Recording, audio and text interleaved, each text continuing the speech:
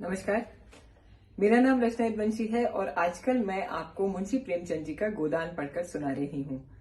41वें अध्याय की बारी आज आ गई है।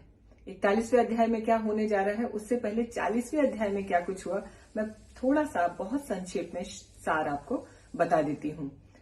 40वें अध्याय में देखिए, आपको याद होगा कि जो हुरी है और उस पर जो दंड लगाया उसके गांव के महाजनों ने और सूद साहूकारों ने मिलकर के, ये बात वहां के राय साहब यानी जो उस इलाके के जमींदार हैं राय साहब, अब तो आपको सारे चरित्र याद हो गए होंगे, उनको पता नहीं था।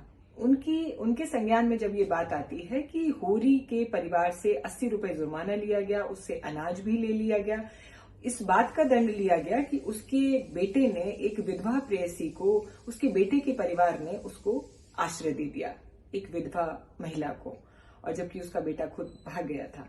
तो ये सब बातें जब राय साहब के संज्ञान में आती हैं तो वो बहुत ज्यादा उद्वेलित और हो जाते हैं, परेशान होते हैं, उत्तेजित भी हो जाते हैं, नाराज होते हैं, और वो पूरा प्लान कर लेते हैं कि जो भी इसमें शामिल थे वो उनको तलब करेंगे। नोखेराम, झिंगुर सिंह, पंडित दाता दीन, ये सारे लोग मुख्य किरदार थे, जो आपको याद होगा कि जिन्होंने हुरी पर दबाव बनाया था और उससे इस तरीके का दंड, तावान, बार बार प्रेमचंद जी ने शब्द का प्रयोग किया है, तावान यानी दंड वसूला गया था। ये इससे बचने के लिए, इससे पहले कि दाता दीन, नोखेराम, झिंगुर सिंह की पेशी होती राय साहब के दरबार में, वो लोग भी परेशान हो गए और उन्होंने एक प्लान ऑफ एक्शन सोचना शुरू किया। तो नोखेराम को एक बहुत ही अजब गजब पैतरा सूझा और उन्होंने एक चिट्ठी लिख दी संपादक ओंकार नाथ जी को, जो बिजली समाचार पत्र निकालते हैं, और उसमें ये जिक्र कर दिया कि ऐसे राय साहब के इलाके में एक गरीब किसान से इस तरीके का तावान वसूला गया है। जितना आपने सुना, आप जान गए होंगे कि सभी अपने अपने प्रयोजनों में, जब भी हम शहर की तरफ रुख करते हैं, प्रेमचंद जी हमें शहर के किरदारों से मिलाते हैं, तो जो एक खोखलापन है हर चरित्र का, वो बहुत गहनता से और बहुत निर्भीकता से प्रेमचंद जी गढ़ते हैं। तो जो संपादक हैं बिजली के, ओंकार नाथ जी, वो, उनको जब ये चिट्ठी मिलती है तो प्रेमचंद जी ने लिखा है कि कैसे उनको ऐसे लगता है कि जैसे एक प्रयास, एक अवसर हाथ उनके आ गया है, और वो जो है राय साहब को एक फरमाना भेज देते हैं, एक पैगाम भेजते हैं, जिसमें वो जिक्र कर देते हैं कि ऐसी एक चिट्ठी आई है, और मित्र होने के नाते वो अवसर दे रहे हैं स्पष्टीकरण देने का, राय साहब आए और बताएं। 40वें अध्याय में उन दोनों का वार्तालाप है, राय साहब और बिजली के संपादक ओंकार नाथ जी का। आपको याद होगा शुरुआत में संपादक ओंकार नाथ के तेवर बहुत तल्ख हैं और वो बहुत तल्ख होकर के और बहुत बेरुखी से पूछते हैं कि ये सब क्या है। वो तो मैंने आपको मित्र होने के नाते बुला लिया, वरना ऐसी खबरें जो है मैं किसी से जिसको कहना चाहिए कि पता करके और उसके बारे में मैं अपने स्तर से मतलब तहकीकात कर सकता था। वो तो आप मेरे मित्र हैं, इसलिए मैंने आपको बुलाया और मैं आपसे ऐसे पूछ रहा हूं कि इसमें कितनी सच्चाई है, वरना ऐसा पत्र जो है वो ऐसे तो झूठ तो किसी ने नहीं लिख दिया। कुल मिला के बहुत ही ऐसे तेवर हैं कि मतलब वो चाहे तो क्या कुछ नहीं बिगाड़ सकते इस चिट्ठी के आधार पर, लेकिन चूंकि राय साहब को वो अपना मित्र मानते हैं, इसलिए जो है स्पष्टीकरण का अवसर दे रहे हैं। उसके जवाब में, ओंकार नाथ जी के इस लहजे के जवाब में जो राय साहब कहते हैं वो बहुत दिलचस्प है। आपको याद होगा कि 40वें अध्याय में जो मैंने आपको पढ़ के सुनाया, वो सारा ये था कि राय साहब कहते हैं कि देखिए ऐसा है कि मुझे पता है कि आप ने मित्र होने के नाते बुलवा लिया है, लेकिन मुझे ये भी पता है कि आपने क्यों बुलवा लिया है। और फिर वो जो लंबा वार्तालाप है उसका क्रक्स मैं आपको बता देती हूँ कि प्रेमचंद जी ने बहुत ही सटल लहजे में, बहुत ही जिसको कहना चाहिए कि धीमे से, हर वाक्य में प्रेमचंद जी ने राय साहब के हर वाक्य में एक व्यंग गढ़ा है।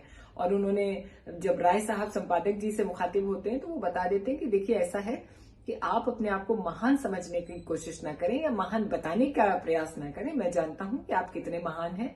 और पहले तो वो अपना रोना रोते हैं कि मेरी भी मजबूरियां हैं, मेरी भी जिम्मेदारियां हैं, और क्यों उनको इस तरीके की नौबतें आ जाती हैं कि उन्हें अपने मुलाजिमों से दंड लेना पड़ता है। हालांकि ये भी बताते हैं कि ये मुझे इसका पता नहीं था, लेकिन फिर वो एक तरीके से बहुत धीमे स्वर में लेकिन बहुत ही कड़े स्वर में संपादक जी को लताड़ते भी हैं। वो कहते हैं कि आप मित्रता की बात करते हैं, आप ये बताइए कि ये जो मैं आपको होली दिवाली बहाना भेजता हूँ, मैंने गिफ्ट्स भेजता हूँ, और जो आपको चंदे के तौर पे जब भी आपको सहायता की आप अपील करते हैं, मैं सबसे पहले होता हूँ आपको चंदे की राशि मुहैया कराने के लिए। और वो कहते हैं कि ये जो आपको मैं उपहार भेजता रहता हूँ, वो किस लिए भेजता हूँ? इसी दिन के लिए भेजता हूँ कि अगर मुझ पे कोई संकट आए तो आप भी उसी उदारता का परिचय देंगे जैसा मैं देता हूँ। बहुत बड़ा व्यंग वो करते हैं संपादक जी पे। वो कहते हैं कि आप ये जो स्वदेशी स्वदेशी का नारा लगाकर विदेशी वस्तुओं का विज्ञापन अपने समाचार पत्रों में छापते हैं,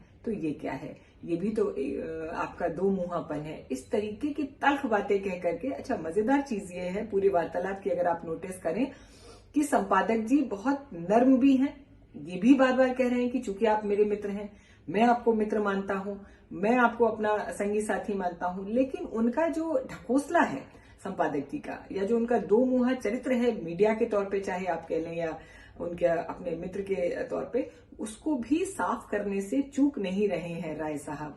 और यहां तक ले आते हैं कि वो प्रलोभन भी दे देते हैं कि आप बताइए आपको चाहिए क्या?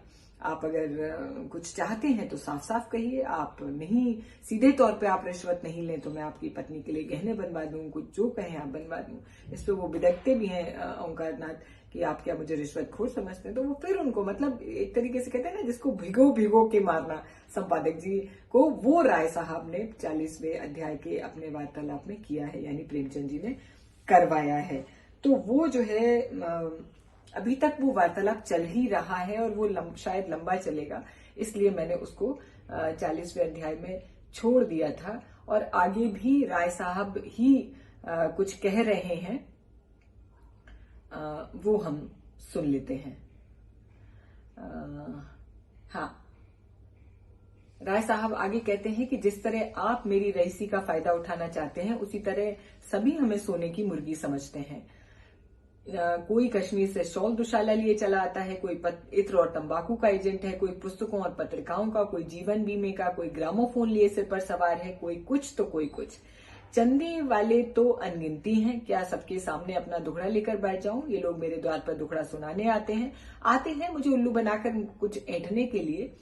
ये मुझे पता है, आज मैं मर्यादा का विचार छोड़ दूं तो तालियां पीटने लगे, हुक्काम को डालियां न दूं तो बागी समझा जाऊं, तब आप अपने लेखों से मेरी रक्षा नहीं करेंगे।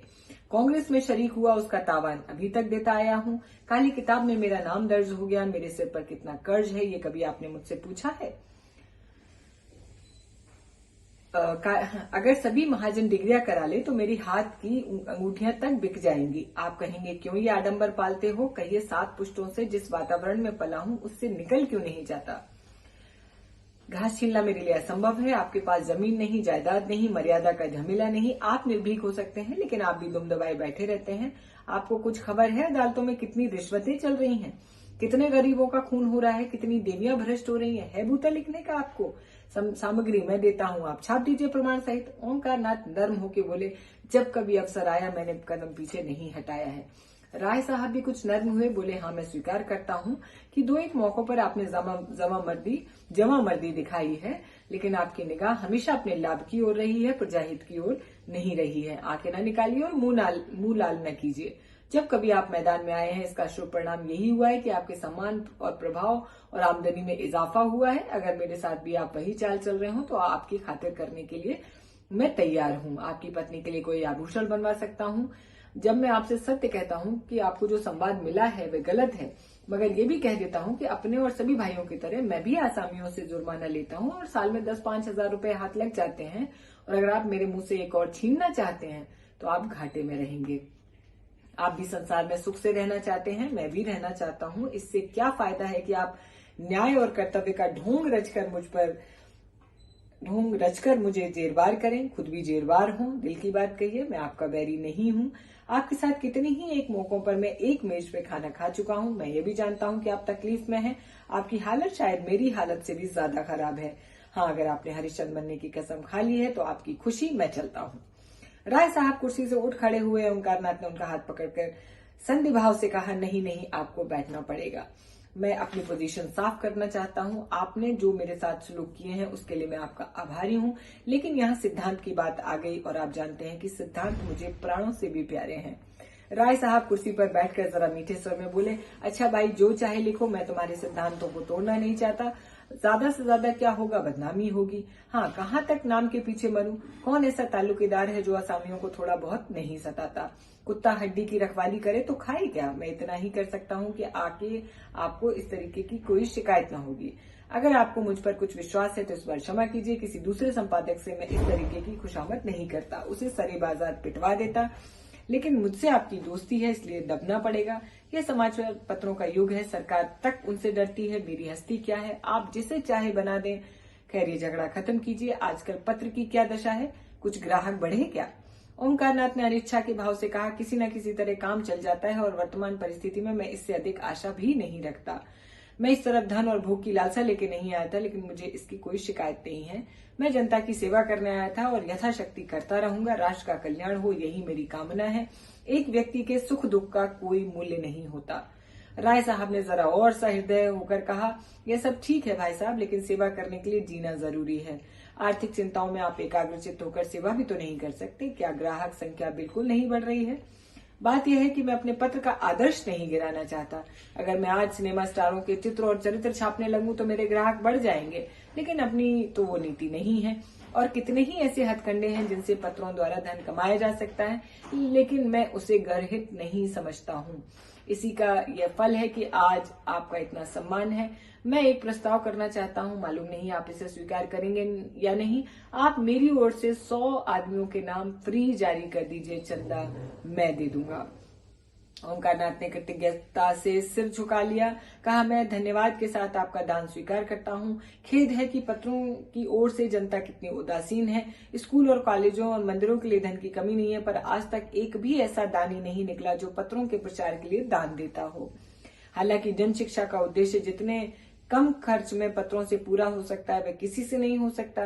जैसे शिक्षालयों को संस्थाओं द्वारा सहायता मिल जाती है, ऐसे ही अगर पत्रकारों को मिलने लगे तो इन विचारों को जितना समय और स्थान विज्ञापनों की भेंट करना पड़ता है, वो क्यों करना पड़े। मैं आपका बड़ा अनुग्रहित हूँ। राय साहब विदा हो गए। ओंकारनाथ के मुख पर प्रसन्नता की झलक नहीं थी। राय साहब ने किसी तरह की शर्त नहीं की थी, कोई बंधन नहीं लगाया था, पर ओंकारनाथ आज इतनी करारी फटकार पाकर भी इस दान को अस्वीकार नहीं कर सके। परिस्थिति ऐसी आगे पड़ी थी कि उन्हें उबरने का भी कोई उपाय नहीं सूझ रहा था। प्रेस के कर्मचारियों का 3 महीने का वेतन बाकी था, कागज वाले के 1000 से ऊपर आ रहे थे। यही क्या कम था कि उन्हें हाथ नहीं फैलाना पड़ा। उनकी स्त्री गोमती ने आकर विद्रोह के स्वर में कहा, क्या अभी भोजन का समय नहीं आया, या ये भी कोई नियम है कि जब तक 1 न बज जाए जगह से नहीं उठोगे? कब तक कोई चूल्हा अगोरता रहेगा? ओंकारनाथ ने दुखी आंखों से पत्नी की ओर देखा। गोमती का विद्रोह उड़ गया। वे उनकी कठिनाइयों को समझती थीं। दूसरी महिलाओं के वस्त्राभूषण देखकर कभी कभी उनके मन में विद्रोह के भाव जाग उठते थे और वे पति को 2-4 जलीकटी सुना देती थीं।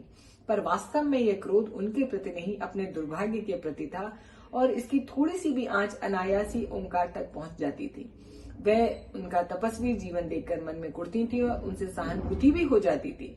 बस उन्हें थोड़ा सा सनकी समझती थी। उनका उदास मुंह देखकर पूछा, क्यों उदास है? पेट में कुछ गड़बड़ है क्या?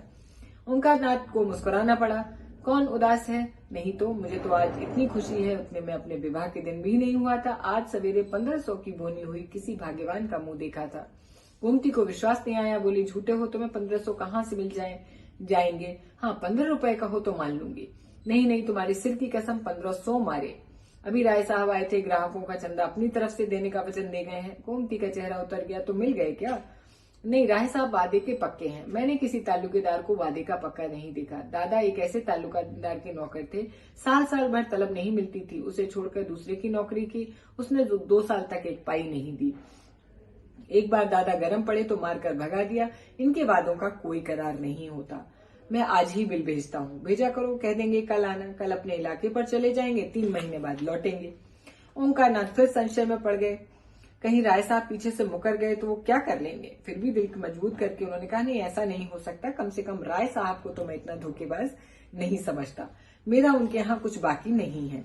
गोमती ने उसी संदेह के भाव से कहा, इसी से तो मैं तुम्हें बुद्धू कहती हूँ। जरा किसी ने सहानुभूति दिखाई नहीं और तुम फूलने लगते हो। मोटे रईस हैं, इनके पेट में ऐसे कितने वादे हजम हो सकते हैं जितने वादे करते हैं। अगर सब पूरा करने लगेंगे तो भीख मांगने की स्थिति आ जाएगी। मेरे गांव के ठाकुर साहब तो 2-2, 3-3 साल तक बनियों का हिसाब नहीं करते थे। नौकरों का हिसाब तो नाम के लिए देते थे। साल भर काम लिया, जब नौकर ने वेतन मांगा मार कर निकाल दिया। कई बार इसी नादिनदेही में स्कूल से उनके लड़कों के नाम कट गए। आखिर उन्होंने लड़कों को घर बुला लिया। एक बार रेल का टिकट उधार मांगा था। यह राय साहिब भी उन्हीं के भाई बंद हैं। चलो भोजन करो और चक्की पीसो, जो तुम्हारे भाग्य में लिखा है वही करना पड़ेगा। ये समझ लो कि ये बड़े आदमी तुम्हें फटकारते हैं, वही अच्छा है। ये तुम्हें 1 पैसा देंगे तो उसका 4 गुना अपने आसामियों से वसूल कर लेंगे। अभी उनके विषय में जो कुछ लिखना चाहते हो लिखते हो, तब तो ठकुर सुहाती ही करनी पड़ेगी, माने चापलूसी। पंडित जी भोजन कर रहे थे, पर कौर मुंह में फंसा हुआ जान पड़ता था। आखिर बिना दिल का बोझ हल्का किए भोजन करना कठिन हो गया। बोले, अगर रुपए न दिए तो ऐसी खबर लूंगा कि याद करेंगे। उनकी चोटी अब मेरे हाथ में है। गांव के लोग झूठी खबर नहीं दे सकते। सच्ची खबर देते तो उनकी जान निकलती है, झूठी क्या देंगे। राय साहब के खिलाफ एक रिपोर्ट आई है, छाप दूं तो बच्चों को घर से निकलना मुश्किल हो जाएगा। मुझे ये खैरात नहीं दे रहे हैं। बड़े दबसट में पड़कर इस राह पर आए हैं, माने दबाव में। पहले धमकियां दिखा रहे थे, जब देखा इनसे काम नहीं चलेगा तो ये चारा फेंक दिया। मैंने भी सोचा ये इनके ठीक हो जाने से देश से अन्याय तो नहीं मिट जाता, लेकिन फिर क्यों ना मैं इनका दान स्वीकार कर लूं। मैं अपने आदर्शों से गिर गया हूं जरूर, लेकिन इतने पर भी राय साहब ने दगा किया तो मैं भी शख्सता पर उतर आऊंगा। जो गरीबों को लूटता है उसको लूटने के लिए अपनी आत्मा को बहुत समझाना नहीं पड़ेगा। 42वें अध्याय के लिए अगले सप्ताह मिलते हैं। बने रहिए रचना वंशी के साथ और खास तौर से मुंशी प्रेमचंद जी के गोदान के साथ। नमस्कार।